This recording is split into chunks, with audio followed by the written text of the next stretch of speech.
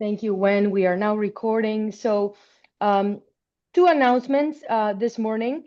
Before we get started, we would like to remind everyone that simultaneous interpretation is available in Spanish and English during this session. To activate it, please click on the interpretation icon in the bottom Zoom toolbar and select the language that you would like to listen to. English or Spanish. So, hola a todos, buenos días, buenas tardes, buenas noches, dependiendo desde dónde se estén uniendo a esta sesión. Bienvenidos. Eh, un par de recordatorios antes de empezar. El primero es de que tenemos interpretación simultánea disponible en esta sesión. Entonces, para poder activarla, tienen que ir al toolbar que está abajo mismo en la página de Zoom y tienen que elegir el icono de interpretación y ahí eligen si quieren escuchar inglés o español. And now for the second reminder, and the most important reminder, of course. We would like to invite absolutely everyone to our Cerrito Forum 2026, which will take place from October 12 to 16 right here in Paraguay. This gathering will bring together partners, allies, and leaders from the Poverty Stoplight Global Network to share learnings, strengthen collaboration, and explore strategies to advance our program's sustainability, innovation, and of course, expansion. During this edition of the Cerrito Forum, we will reflect on the concept of flourishing and on how individuals, organizations, and communities can live with purpose, make informed decisions, and actively build the future they aspire to. The agenda will include working sessions, exchange spaces, networking opportunities, and field experiences. We will share the detailed agenda later with confirmed participants. We really do hope to see you at Cerrito Forum this year. That was the second announcement. Um, Innovation Week, the purpose of this event, which is fully online, is just really to give us a bit of a taste, a bit of a tiny taste even of the kinds of discussions and learnings that we will be, going through during our Cerrito Forum, which is the Global Development Conference we host every fall here in Paraguay. So if you're interested in learning more about our conference, join as a speaker, suggest a topic, or if you just really would like to know more info, please email us at check out our website first, cerrito.com.py, or email us at cerritoforum@povertystoplight.org. We will place the website and the email in the chat. So Wendy, if you could help me with that, that would be really wonderful. And now for the main part of the session, I really have the pleasure and the joy of welcoming Zahid Torres-Rahman from Business Fights Poverty. Zahid is the co-founder and CEO of Business Fights Poverty, of course, a Poverty Stoplight partner and a hub partner at that. Let me tell you a little bit more about Zahid. Zahid has over 30 years of experience building connections and collaborations for social impact. He is the co-founder, as I was saying just a second ago, of Business Fights Poverty, which is a global community of 30,000 professionals working to improve lives, livelihoods, and access to learning. More recently, he co-founded Amarai, a social enterprise that uses AI to help purpose-driven organizations connect people with trusted knowledge and expert networks. In 2024, Zahid was actually awarded an Order of the British Empire for services to international development. Oh my God, Zahid, what a huge, right? What a huge recognition. I imagine you must be feeling so proud, and that's still pretty recent. So congratulations again on that. I having lived in the UK for 10 years, I think I can understand how special that must have been. A really proud moment. So congratulations and welcome. Of course, the floor is yours. I believe at some point Zahid might ask us to go into breakout rooms, but he's gonna be giving us more instructions. I think the idea is that if he wants to do that, then we'll probably run a few breakout rooms in Spanish and, maybe others in English. But Zahid will, when we come to that, then Zahid will be providing us with instructions. Zahid, the floor is yours, and thanks again. Wonderful, Julianne. Thank you so much for the kind introduction. Good morning, good afternoon, good evening to all of you, wherever you are. Let me just share my screen. Can you see that okay at your end? Perfect. Okay, so as Julia said, I'm very lucky to be at the center of a very large community called Business Fights Poverty. It's a group of people who are passionate about social impact, about making a difference across all the different dimensions of poverty by harnessing business. And by that, I mean three things. First of all, using the core of a business, whether it's creating jobs, products and services, creating opportunities for suppliers and distributors, or whether it's through their community investment and philanthropy, or whether it's through their advocacy. So in lots of different ways, really harnessing business to fight poverty in its different dimensions. I started, as Julia mentioned, started Business Fights Poverty, gosh, it's nearly 20 years ago, just over 20 years ago, with Yvette, my wife, who you'll meet in a minute, actually, who's going to help with the breakouts when we get to those. But this community really is made up of some really special organizations, including Fundación Paraguaya, who I had the pleasure of first getting to know, I think in 2015, something like that. And it's been so lovely to get to know the team and also to this year become an official partner around the Poverty Stoplight. So I suppose one of the things I want to reflect on for this session is, the context that we're in, having seen a lot of different trends over time. We're in quite a unique moment, I think, even compared to the last 20 years, or indeed the last 30 years that I've been working in this space. And the context is this. First of all, as we all know, there's so many different overlapping crises in the world right now, whether it's conflict or climate change, or quite recently COVID, or whatever it might be. All those crises are interlocking and creating huge challenges around the world. And of course, as with many of these things, the impact is felt most by those who are the most disadvantaged already, whether it's by gender or race or geography or income. And so for all of us who work in social impact, the need has never been greater than it is now. And at the same time, we're seeing huge budget cutbacks, political pushback, a whole range of challenges that are meaning that we have to meet that greater need with less resources.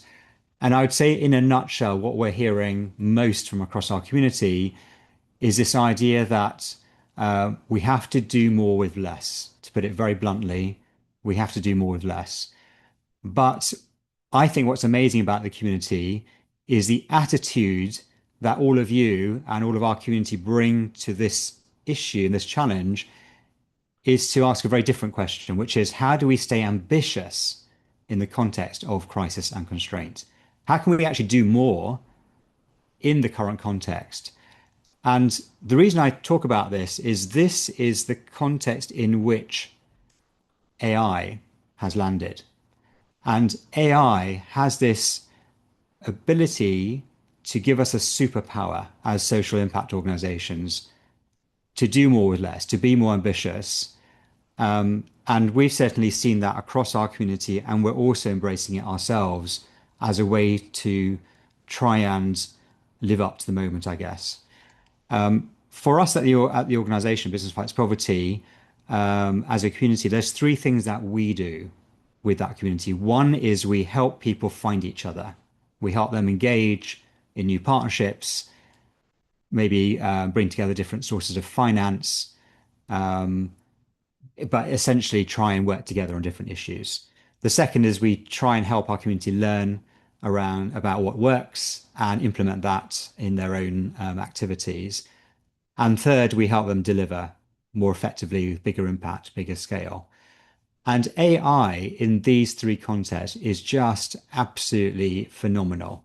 In terms of the engaging, what would take months to do in terms of mapping out partners can be done instantly. The idea of finding finance partners now is just it's a click away. Whereas before it would require a lot of time and effort and expertise to do that. And also just the simple thing of writing proposals. I mean, that would take days, weeks, and now it can be done in hours. So just that simple act of helping you engage and find the right people has suddenly become very easy to do.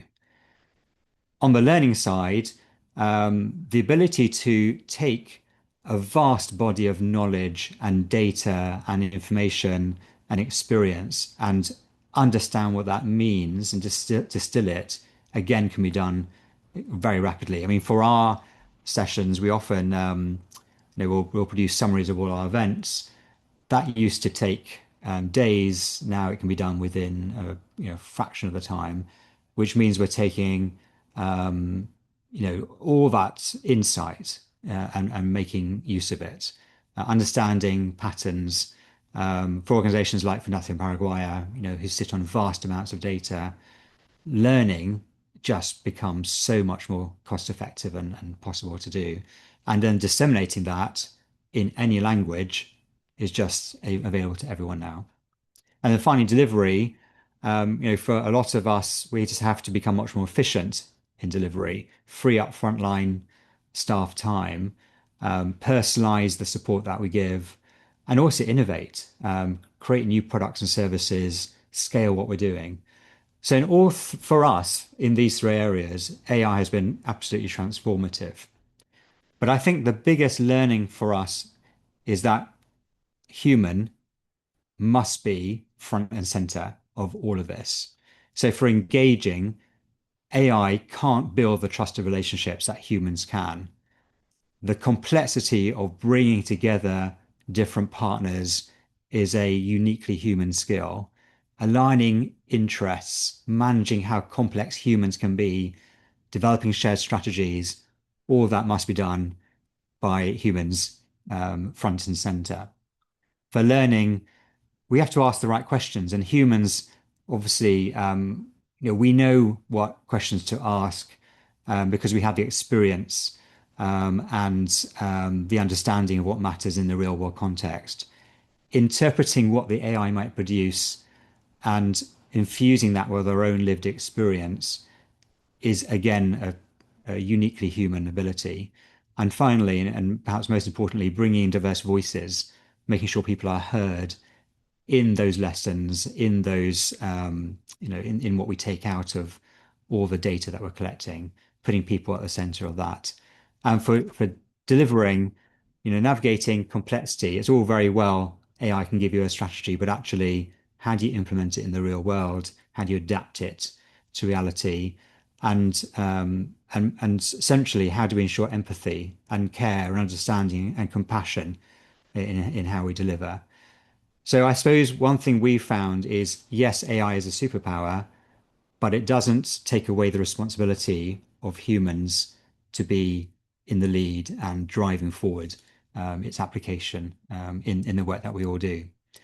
And so I suppose we've come to this sense as business fights poverty, there's a spectrum. At one end, you can be AI first. So some things AI can just do it so easily.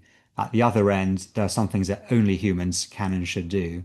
And in the middle, there's this idea of human augmenting AI. So, and that's where perhaps it's the most powerful because you can take what we already do well as humans and just amplify that to a massive degree.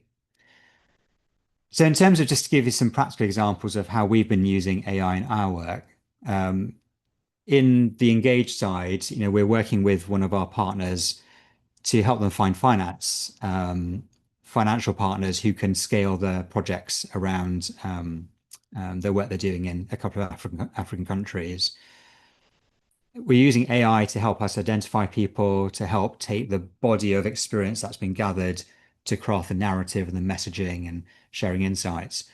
But fundamentally, it's all about building those human connections and using the trusted networks we've created and those of our partners to bring people into the room and to really build that understanding and shared commitment to the core question that we're trying to all address. And that really is about just coming together as human beings. On the learning side, we're working with one of our partners in the finance space, taking 10 years of their experience in supporting entrepreneurs and turning that into a tool that can be used across countries, across languages. That really does two things. One is it enables the external world to learn from that experience, but also internally it allows them to build the institutional memory of the organization so that when new programs are designed, they are related to all the lessons that have been learned so far. And I think for many of the organizations on this call, we all sit on vast amounts of knowledge. And in my view, unless you use that knowledge, it's effectively dead knowledge. And AI allows you to bring it to life and make it useful. And in our case, we've also done it for our 20 years of knowledge, and you can now interrogate our knowledge in any language as well. So it's been for us a game changer. It's just an unlocking the insight. And then on delivery, working with a FMCG company around taking their 200 or so pieces of guidance on human rights and living wages and making it available to their suppliers through their supplier portal to help those suppliers on their journey towards improving their performance on human rights and living wages. And it's all tailored to the specific geographic context and the language and so on. And so these are quite small examples. They're relevant to, obviously to our network and our work. And I know from our partners across our community, they are doing far more impressive things with AI right now in terms of taking an issue and tackling it in new ways at new levels of scale. The other thing we've been doing apart from implementing tools is through our actually one thing I want to say actually before I move on from this slide is very excitingly we're working with Fundación Paraguaya on a new potential project which will take the poverty stoplight. We in our network we refer to it as Compass, but taking the poverty stoplight and using AI to really work out how we can amplify the opportunity to use the tool, the human-centered tool, to target the resources and track progress of one of the companies we're working with in Africa and hopefully Mexico. Their organization that want to support livelihoods, but by using the tool, we are able to better understand needs to support people and their agency and to learn about what is working and not working in the overall programming. So it's a chance to really take the poverty stoplight in our context and with our company that we're working with and really, really amplify what we can do with that. So in parallel to all of this, in terms of implementing and creating tools, we have an institute that has been looking at AI since about 2023 and asking this question, which is, well, what do we mean when we say human first and AI enabled? Practically, what do we mean by that? And there's been a lot of thinking being done on this. I'm sure the audience here, you've been thinking a lot about this.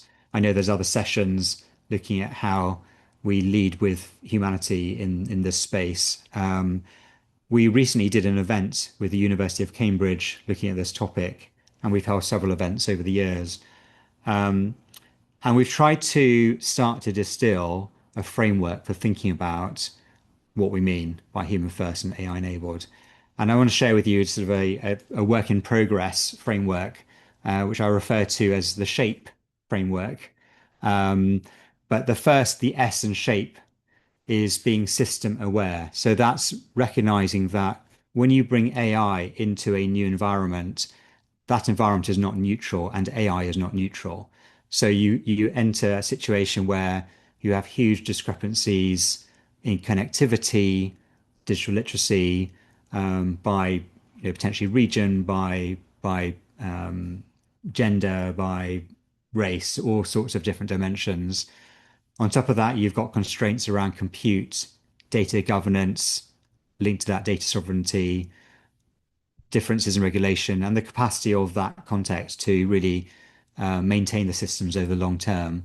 And the reason why system aware matters is that AI, in our experience, seems to scale the system it enters for good or bad or both.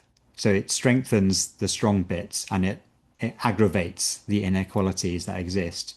So studies that I've seen suggest that whole countries and certainly regions will see increased inequality because of where the compute capacity is, or where the literacy around using AI, where that sits. And there's huge discrepancies by gender as well. So there's for us in the social impact space, being system aware is probably the starting point for a human first approach. And so the sort of questions you want to ask going into any situation is AI even right for this context, given the constraints and the capacity? What other interventions or investments must be made so that AI could be right for the situation? Whether it's around investing in tackling the digital divide, for example. So that's the system aware. The second, the H, is human augmenting. We had some great examples at our event in Cambridge of people using AI to augment human expertise. So, for example, healthcare workers. So, rather than replacing healthcare workers, you start with someone who has that knowledge, that trust, that empathy, and you amplify their ability to reach people. And importantly, reflecting that lived experience of the people they're trying to support. Interpretation is critical because you have to, I suppose, understand whether what AI is telling you is correct for the context you're trying to operate in. And it matters because, again, AI can scale insight, as I mentioned earlier, but it's trust that turns insight into action. It's trust that turns connections into collaboration. And trust is a uniquely human feature. So that again has to be central to thinking about this sort of framework. And the sort of question we may want to ask in this situation is AI strengthening people's judgment, their capability, their relationships, even their dignity, or undermining it? And what has to happen to ensure that it is a positive amplifier of humans and of humanity? The A is accountability driven, and that's really about, one thing I've noticed, and I'm in various AI groups, there's lots of excitement around the latest model, which is obviously virtually every day now, or the latest agentic approaches, or whatever it might be. And it's very easy to forget that ultimately we need to judge AI by the real world impact or outcomes that we're trying to achieve. And it might be that a small model, for example, of AI is the best model for the outcome we want to achieve and would be the most effective in the context we're trying to work in. And we had some really interesting examples of what are called small language models being used for very specific tasks and making an amazing difference in that specific use case. And happy to share more examples of all of this separately. With beyond the outcome focus is also understanding, well, what also are the harms that AI can bring, the costs, the impacts on the environment, of course, not least in water and energy. What are the long-term effects of AI? What safeguards are in place? What opportunity is there for redress? So if the outcome is unfair or seen to be incorrect, what scope do humans have to override the AI or at least refute or argue with the outcomes, whether it's AI giving an answer on an insurance claim or on a particular need? How do we keep humans very much in the loop? And it matters because ultimately, for all of us here working in social impact, AI should improve outcomes and avoid harm, and ultimately allow human review to make sure that that is the case. And the key question here is, how will we know when we bring AI into our systems that it will improve lives, and how can we avoid it causing harm, and possibly harms that we weren't even predicting and certainly maybe unexpected. The P, partnership led, is around this idea that, for all of us on the call, we all have something to bring to what is a very, very complex issue, whether it's an expertise in a particular community or a particular issue, or even from a particular technology point of view. We all bring certain aspects and we must work together in order to understand the solution or the way forward on these issues, and work out how we pool our capabilities, our strengths, our resources to manage the opportunities and the risks that AI brings. And it matters because actually not one of us on our own can really manage the risks and the opportunities. And the adoption challenges, of course, that sit alongside all of this. If you're trying to move forward in any context, actually. And the sort of question that we want to ask ourselves is, well, who should be around the table? What are the roles, responsibilities? Who's missing from the table, and who do we have to make sure is at the table? And that brings me on to the last part of the SHAPE framework, equity. And this is really around centering equity, which is something that we focus very much on in our work across our work, is understanding this from the point of view of the people most proximate to the issues that we're trying to tackle. And again, with AI, it's about making sure that communities are close to the problem definition, the data use. I mean, very often communities are just the source of data, but actually they also need to have a sense of ownership and agency around that data, how they involve in the design and the governance, and ensuring that the benefits and access is shared fairly. And it matters because we know that inclusive design builds trust, which is good for everyone, whether it's the company creating the products, whether it's the communities that we're seeking to benefit. But it builds trust, it builds relevance, and ultimately brings lasting impact. And finally, the sort of question we want to ask there is, are communities shaping the problem, the design, and benefit? So I think, for us, when we're thinking about AI in the context that I mentioned earlier, we want to understand, is AI in this situation appropriate? How do we make sure it has the right impact that we intend? How do we make sure it's led by the communities that we're trying to support? So this SHAPE framework brings together lots of ideas and thinking from our own work and others. And we find it a useful way just to get our heads around what a human first model might look like. So with that, I wanted to turn the table on all of you and to get your perspectives on these issues. As Julia mentioned, we want to have a couple of breakouts. It's Chatham House rules, very informal. I'll do one group in English. Yvette, do you want to say hi? Hola, buenas. Nosotros podemos hacerlo en español. Hello, Very yes, good. we can do this So in that will do the Spanish. Spanish group, and depending on numbers, we might have more than two groups. Zahid, Julia, I yes. think you do need, I think you do need to explain what rules, Chatham House Okay. rules means, because I don't Okay. think people follow. Yeah. Yes. Yeah, thank you for that.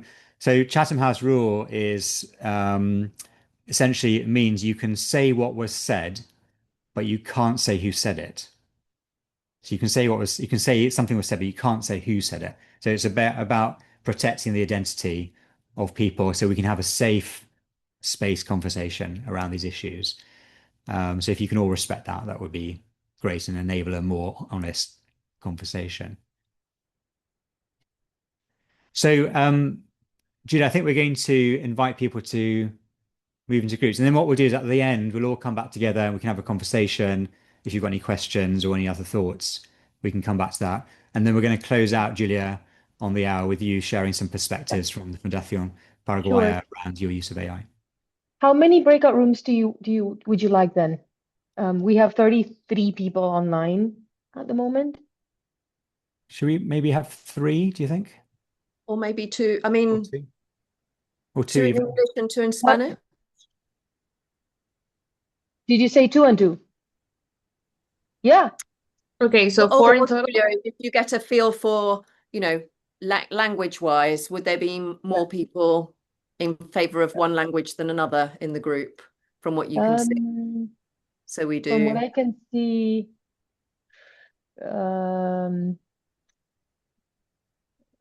That's how we have to, since there are two questions. yeah.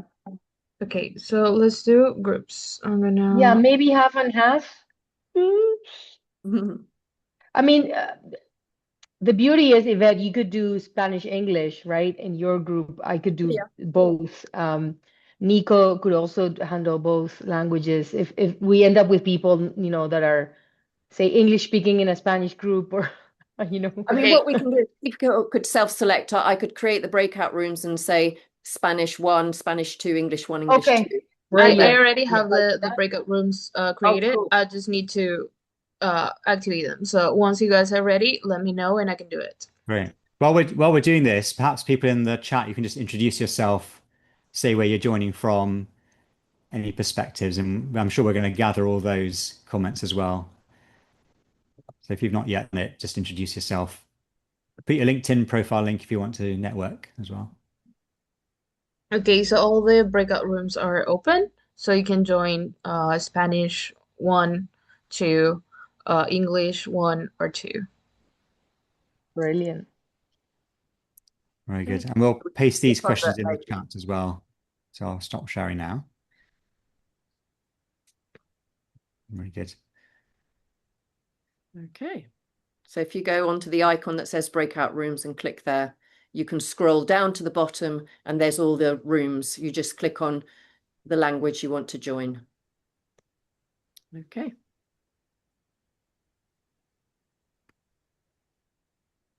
Yvette, would you like me to take one of the Spanish ones then? Yes, please, Julia. And Zahid will do English, and Nico, so Yvette is going to do Spanish. So I think, or me and Nico could do the Spanish, right? Yvette is already in the Spanish one, Julia. Okay. So Nico, I'll take English too, and you take Spanish too, Nico, okay? Okay.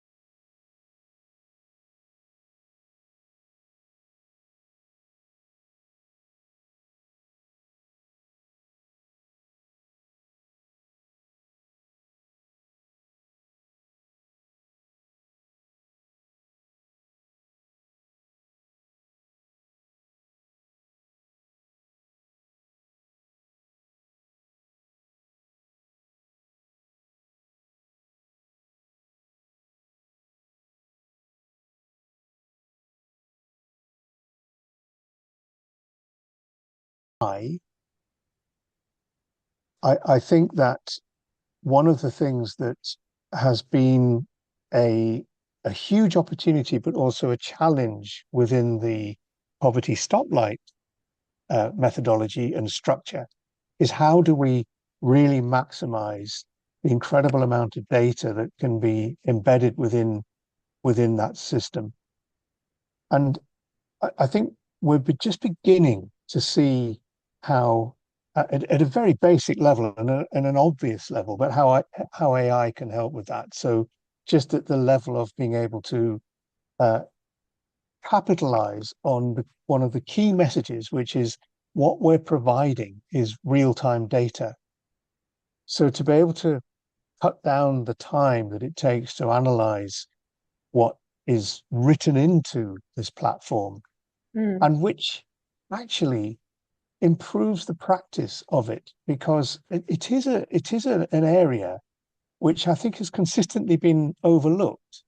That what goes into that can sometimes be a little superficial, but actually, we've always found that when people start to see how that really plays out when it's done well, it raises the bar and people start to participate in that more.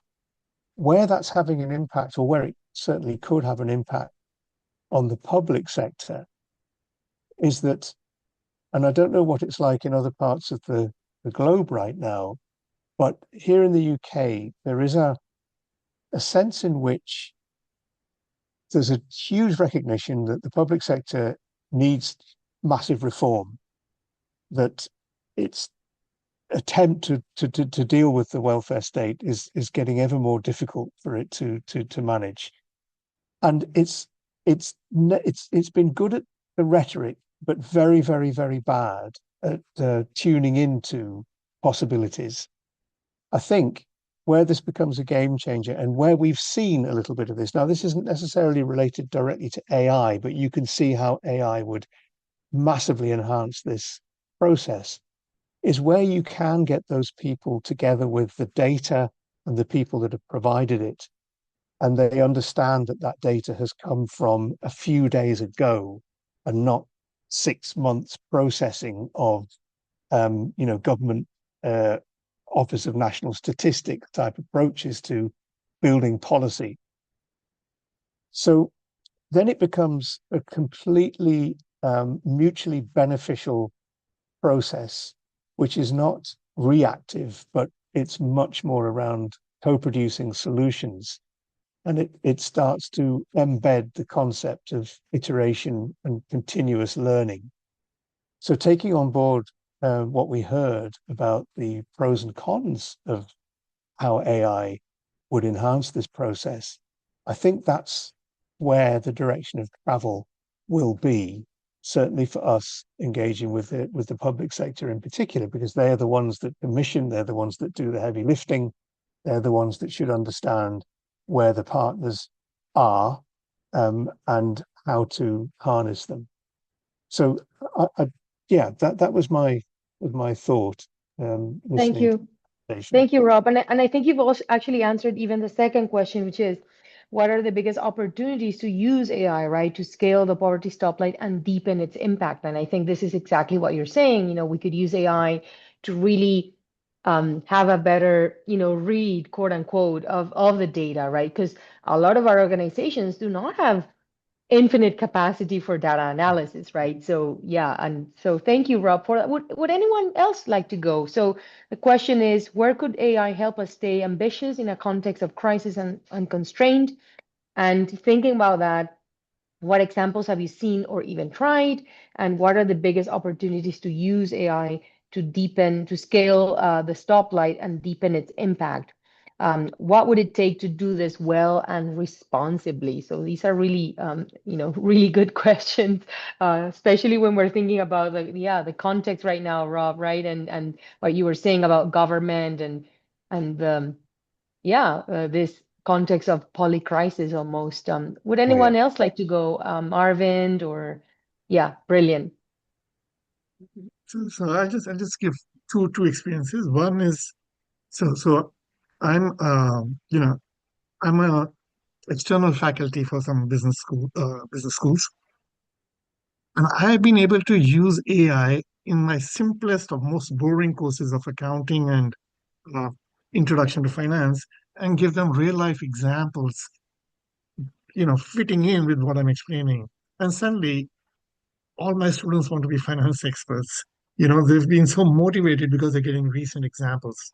So this fits in with what Robert was saying about, disseminating information immediately, state of the art.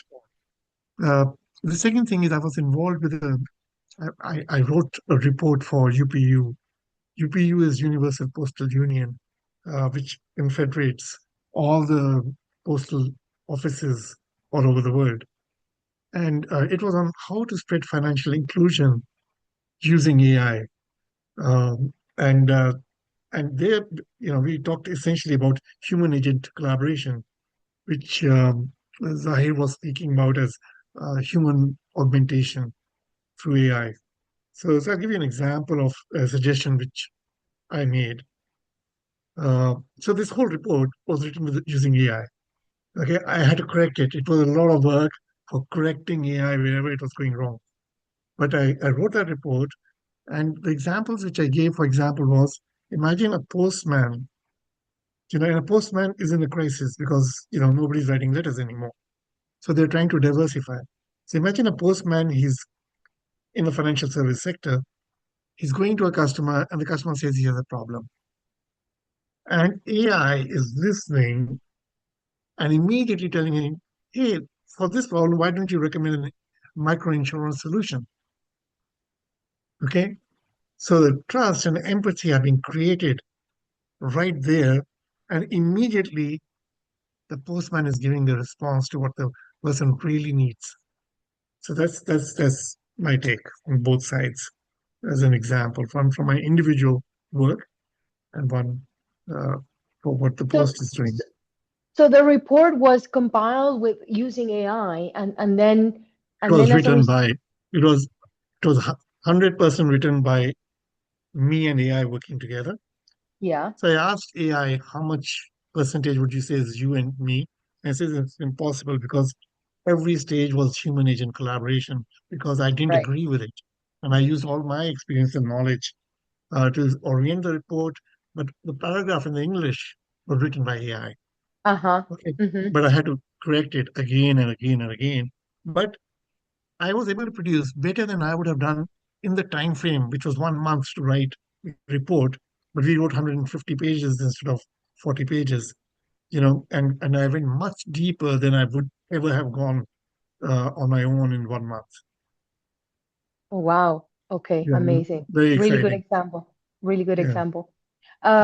Would anyone else like to go? I mean, Austin or Michael, um, the last person, I'm not sure how to pronounce your name, Solotiana Malaina? Yes, Julia. Yes. Hi. Hello. Yeah.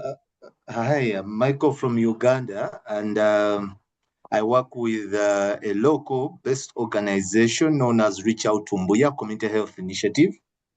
We do a number of health interventions, but as well as livelihood interventions in alignment. And I think this session is very important to me and the work that I'm doing. I'm specifically interested in doing programming because I'm currently the community and social support manager for the organization. So I can't say it all, but the first person who submitted from UK, I don't remember the name, but yes, he talked about data sets, heavy data sets. And for me, before I work with M&E, I have to derive my understanding of my data that I've collected to understand what exactly it means for me and for my work. So I do it alongside the support of the M&E, but on my side, I have so much depended on AI, to get the clear understanding. I appreciate the presenter also told us that we should remain human even when we use AI. So the reflections there are very encouraging. And I think the way to go is AI. And of course, in situations where like we had COVID-19, AI was very handy in Yes. knowing the rate of transmission, getting that feedback, and seeing how to kind of communicate to the community to organize themselves such that it doesn't transmit so much, the spread is not so high. So for me, AI is good, and I think the way to go for us in programming. Brilliant. Thank you so much, Michael, for your contributions and your examples. I think we might be going back to the main room in a few, maybe in a minute or two right? So Peter, or maybe Austin, would you like to say the last words before we rejoin? Okay, yeah. For me, Austin joining from Nigeria. For me, I see AI differently. Well, AI comes with a lot of opportunities because what things that hitherto will take us a lot of time to do or to figure out where to go to in terms of crisis, where do you go to, who do you contact for solution, you can easily, with the tap of a finger, you're able to get suggestions, those you can easily reach and mobilize. So despite the fact that I'm Catholic, despite the fact that the Pope sees AI differently, I see it from a different angle. I see it has a lot of opportunity, just like every new innovation comes with a lot of opportunities. Of course, there are a lot of uncertainties, but for me, the opportunities outweigh the minuses. Thank you. So with AI, you're able to bring together a pool of experts to tell people who you need to meet, where you can meet that person, and so on and so forth. That's my Amazing. Thank you, Austin. Paul, would you like to go last? We're talking about where could AI help us stay ambitious in a context of crisis and constraint? What examples have we seen or tried? What are the biggest opportunities to use AI to scale the stoplight and deepen its impact? What would it take to do this well and responsibly? So these are huge questions, but if you want to tackle any of those, we would be happy to hear your comments. Thanks, Julia, and yeah, thanks. I'm coming in late on this, but I just in terms of we've been dealing with the proverbial digital transformation for 30 plus years now. When I think back to first meeting Martine and the team 15 years ago, and going from Poverty Stoplight on paper and taking those papers back to the office and keying those in, getting the results, and then a week or two later going back to a family and saying, "Aha, here's the results." The opportunity for technology to. Welcome back, everyone. I think we were all midway through conversation, and I know some people didn't have a chance to speak at all, but we certainly had a very interesting set of remarks in our session. Yvette, what about you? Yes, totally.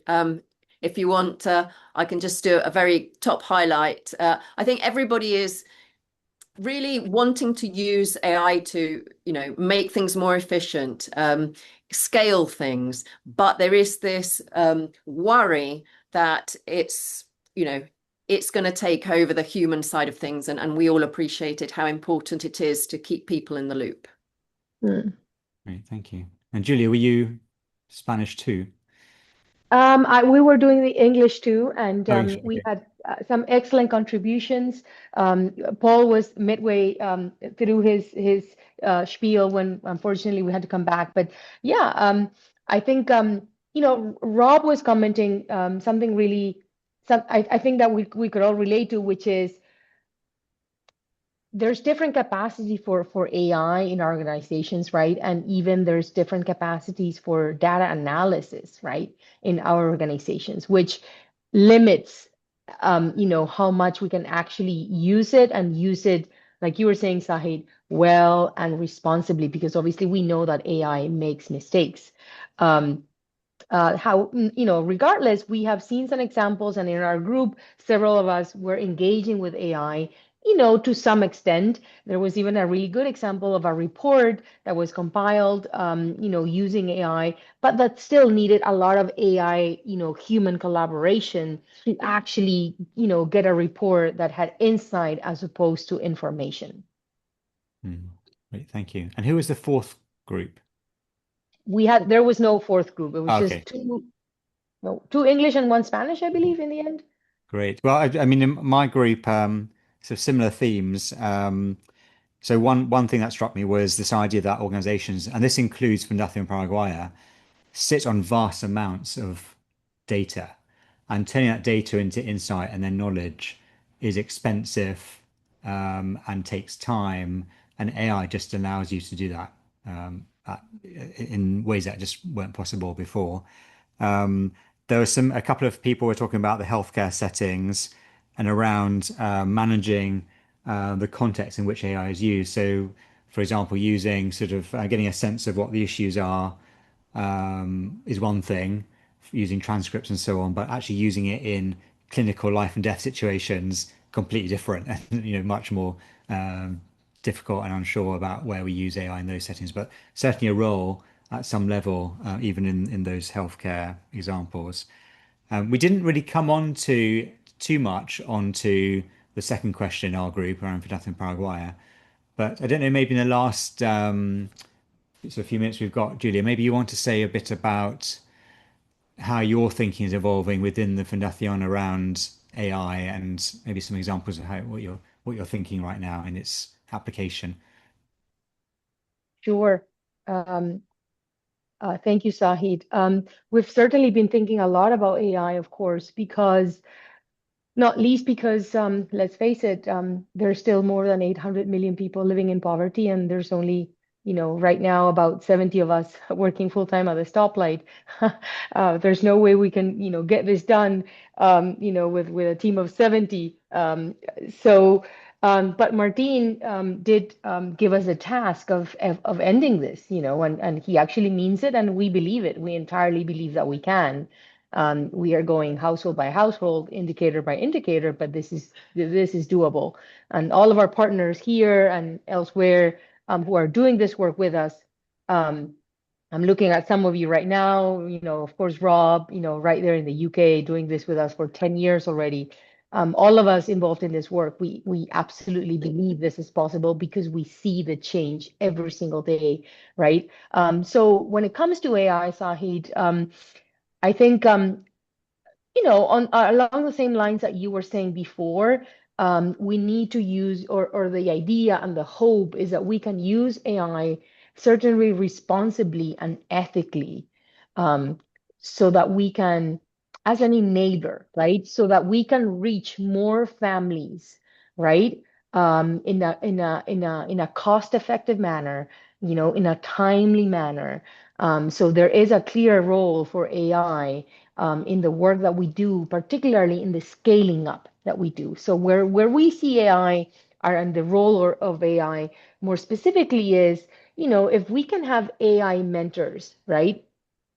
That in that initial stages with the families are as the facilitators from the Fundación, from all of our partner organizations are reaching the families, there is a role that the AI agent could be playing to provide that initial support. Obviously, we also believe at the Fundación that AI will never replace the human element, right? Because, in the end, this is about, our own, the Stoplight is all about developing our own individual agency. So we need to leave room for the human to flourish. And the humans, we are not AI, we are humans, right? So we believe that AI could really play a huge role, but we believe that it will not replace the human factor in our work, and this is development work. This is about last mile development. This is about, working with every family on the face of this earth still living in poverty, still experiencing deprivations, and how can we help them, overcome their deprivations. And we've already have an AI agent in place, and I believe Rob has been kindly, Rob and Signal, our partners, have been one of these really pilot organizations that have been helping tweak, what we've been doing around AI. And thank you so much, Rob, by the way. And we are now getting ready very soon to make our AI agent, Rosa is her name, or Rose, to make her available to all of our partners on the Stoplight platform. And of course, can you imagine if we were to have the AI agent, right? And you are seeing her right now. This is Rosa, right? If I'm able to ask all sorts of questions at Rosa, and Rosa, in a matter of seconds gives me the answer, right? And Rosa is getting trained, and she's been getting trained with the help of our partners, with the help of the Fundación Paraguaya staff, and she is getting better and better, and she's been learning a lot. Obviously, this is still AI. She can make mistakes. We need to check. And like you were saying before, Zahid, AI can give you information. However, and as one of the members in our team said, it doesn't necessarily mean that AI will give you insight, right? Because the experience and the knowledge that we bring as human beings certainly needs to work with AI so that we end up with actual insight and not only with information or with data, right? Because we have lots of data and we have the largest database in the world of its type. Doesn't mean that it will give us insight, whenever we engage with Rosa, because we need to still do the reading of the information to arrive at the insight. So I think there's a lot of questions that still that still are floating around. We also have our the application of the Fundación Paraguaya, that obviously Rosa is also available there for all of us. So we are certainly giving it a big go, because 800 million and there's only too few of us. So we need the help of all the help of AI that we can get. However, questions around ethics, responsible use, purpose-driven AI still abound, and we are thinking about those very, very carefully. Thank you, Zahid. That's wonderful. And I think most exciting is the data that you have, which is vast, is all community centered, and it's from people themselves. So I think the potential for Rosa is huge, and wish you all the best. And I'm sure around the table we have lots of brains and people wishing you well on that journey and keen to get involved. So, well, I think that brings us to the end of the session, Julia. But thank you from me and for hosting us, and we're excited about what we can do together going forward. Thank you, Zahid. Thank you, Yvette. Thank you, Wendy, for commanding all of this session once again. And thank you all of you for attending, for joining us. We have at least one more session today and lots more sessions throughout the rest of the week. We really do hope to see you online. And remember, Cerrito Forum, October 12th to 16th. Thank you, everyone. Thank you, Zahid, so much. Thank you. Bye Bye. now. Thanks a lot.